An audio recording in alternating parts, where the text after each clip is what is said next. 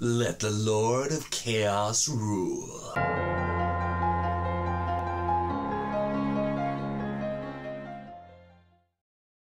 Hello and welcome to my channel. In this video, we are going to be talking about Lord of Chaos, continuing the Great Wheel of Time reread / buddy read with book 6. I actually forgot for a minute which number this was, but book 6 in the Wheel of Time.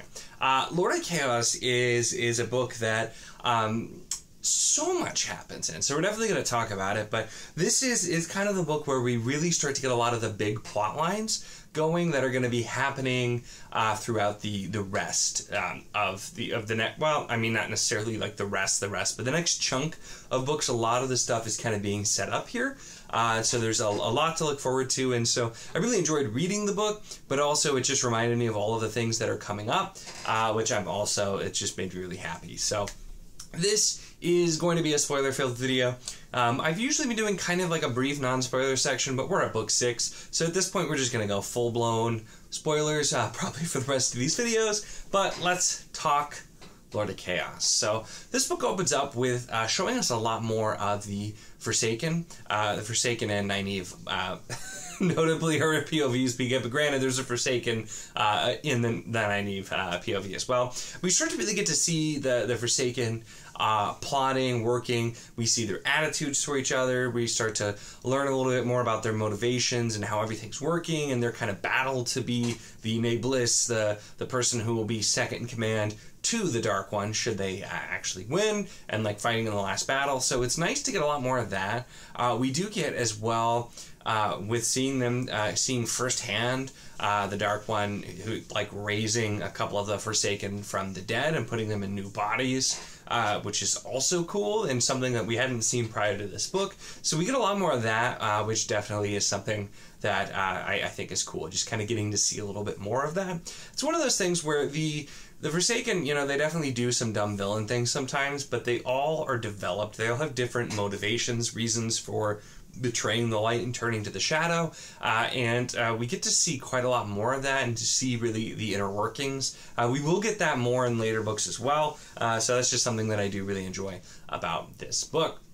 We also get some big plot lines moving forward as well, including Egwene becoming the Amyrlin, and this is the start of my favorite Egwene plotline, and this is like the very like the infancy, and it's quite a few books before we get like the really big moments with her plot lines, but it's kind of the start of that, and just I still remember the first time seeing that, and there's definitely there's so much foreshadowing that's going to happen, some of it pretty obvious, some not, but so it seems so obvious when you're rereading that that's going to happen, but I don't think I saw that coming the first time, but I don't remember for sure. But starting that kind of thing, and then it's also where we get Mat and the Band of the Red Hand, and we're kind of starting up there. We're getting to meet more of the people of the band, and we find out later in this book they're going to be going to Ibu Dar with the group, including Elaine, Nynaeve, and the other Aes Sedai, and kind of going and starting all of that. Now that excites me because, once again, I love Mat. I am definitely a Mat is my favorite, and it's one of those things where a lot of people are like, why, when they read the early books, and most of the fun stuff with Mat is in the back half, and we're kind of getting to the point where we're seeing more. That said, there's a lot of fun things in general that we get with Mat, and little bits of more character development, both of him, and it's the interesting way that Jordan handles the character of Mat. Causes some controversy later in the series with some things that are changed in style a little bit when Sanderson took over, but we see Mat, and a couple of my favorite Mat scenes in this is him he's leading the band, and then he's thinking to himself about like this cool feather and these cool rocks he found, and you know, I'm thinking, like, yeah, no, that makes sense. I definitely would probably be on the lookout for some cool stuff while traveling. And then a very short while later, we have Oliver, who's like 9, and he's kind of like, oh, I found this cool feather and these rocks, and just kind of like, it's not even really addressed, but it's just showing that he is still, he's young, and he's probably a little bit more immature than the others, despite the fact that he's now leading an army, and so a great scene there. We can see a little bit more of him fighting, but then there's the scene which just makes me chuckle every time, and it's such a fun scene where he finally shows up at Saladar, and he's thinking he's there to rescue Elaine and Nynaeve, and he's just trying to step in like he's the big bad boss and take over and everything, and they're just like appalled and not realizing that Egwene has just been made the Amyrlin, and then finally he believes them and just like, oh no, what happened? And it's just kind of, it's a very, very comical scene where it just works in. It's very much using the kind of the, not necessarily like the miscommunication trope necessarily, but just kind of that, the ironic kind of play on the different expectations, which has an almost like Shakespearean feel with some of the stuff you'd see there. And so it's a really fun scene, one that I just enjoy, with him trying to just show off and be in charge, and then it just blowing up in his face, which is a very Matt thing to have happen to him. So something that I enjoyed quite a lot as well.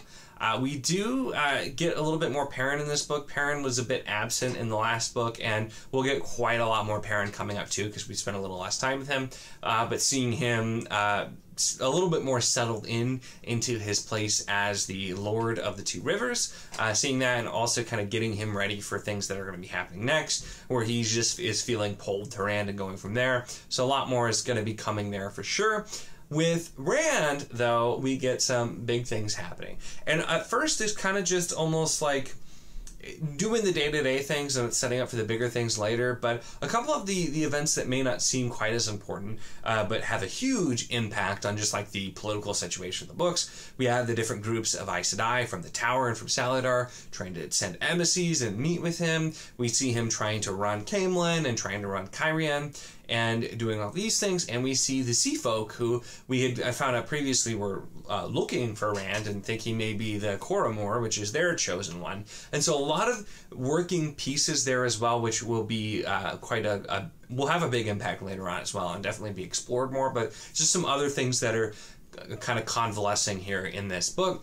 And then the whole capture, which I was positive that the capture and Doom Isweld happened in this book. I was positive, but I kept expecting it to happen sooner. For some reason, I remembered that part being much longer and having spending a lot more time with that, whereas it was really only like the last like 100, 150 pages, I think, tops, where we started to really like jump in there. So I kept thinking more, and I think what it is I think there's some scenes that happen in Crown of Swords that I thought happened in Lord of Chaos, which I've mentioned that in some of these other videos. Honestly, this all kind of blurs together after a while with so many rereads. It's hard for me sometimes to remember what plot line or what like scenes specifically. Like big plot lines I usually remember more, but certain scenes, especially if they could kind of go either way, it's kind of blurred. So I think I thought more was going to happen there.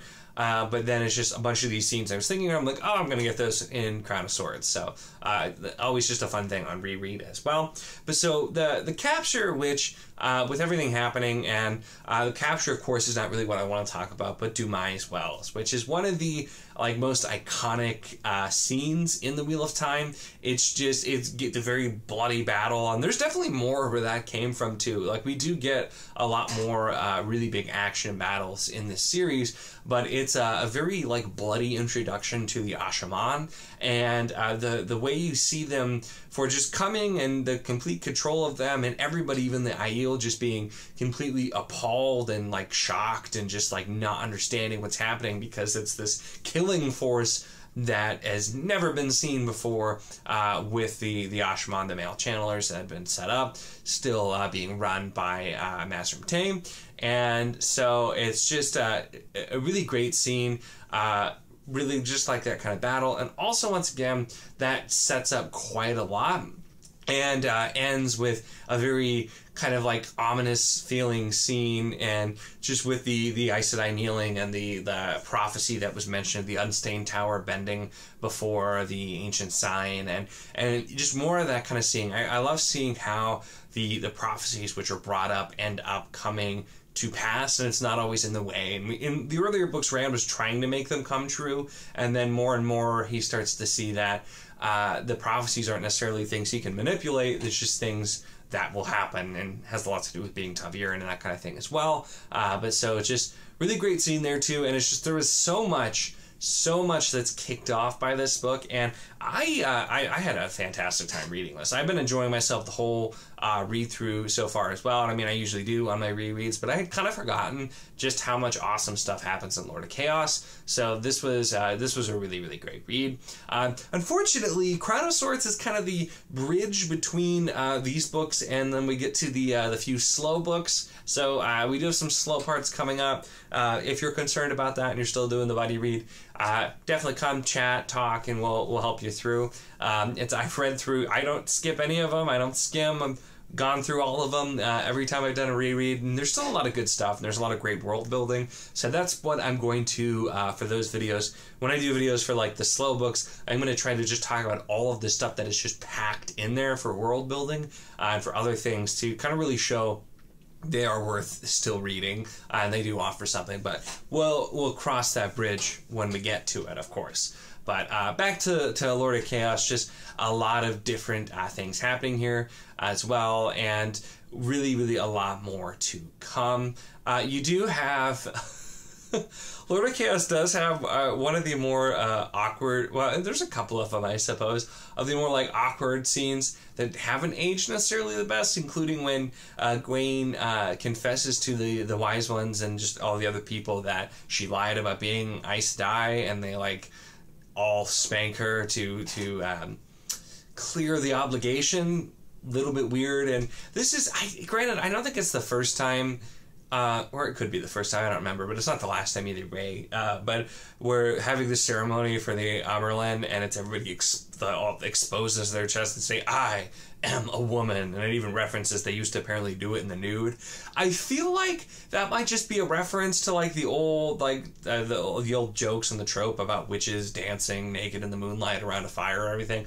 I don't know. I can't confirm if that is the case. I wonder if it's ever been commented on, but there are a couple of those scenes where it's just like, yeah, that probably wasn't super necessary to have that in there, but it is what it is. There's still a lot more going on as well.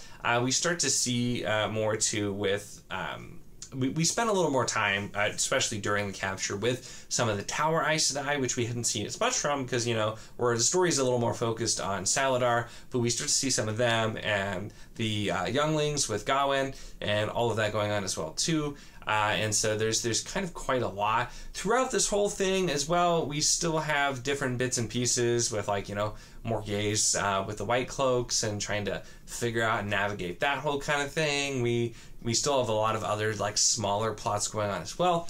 Big thing that ends up happening is Stilling being healed by Nynaeve without even the help of Mohidian either for that, which is a big thing. And there's definitely some things, more things that will be looked at after that as well.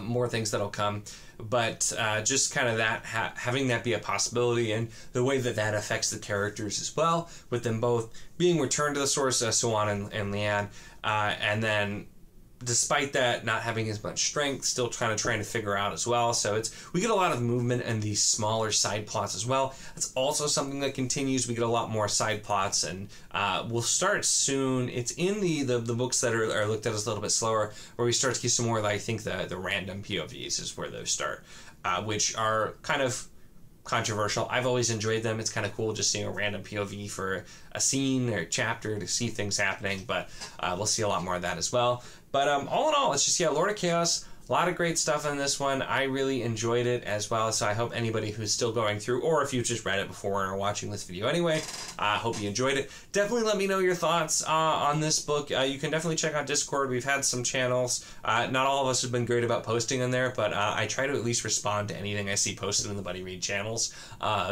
with it as well. Always happy to chat Wheel of Time, so let me know in the comments or check out the Discord, which is also linked down below. And I'd love to chat. Know if you've read this one, if you just read it before, what your thoughts are, any things that stick out, good or bad to you, different than what I mentioned, or if you agree, disagree with anything.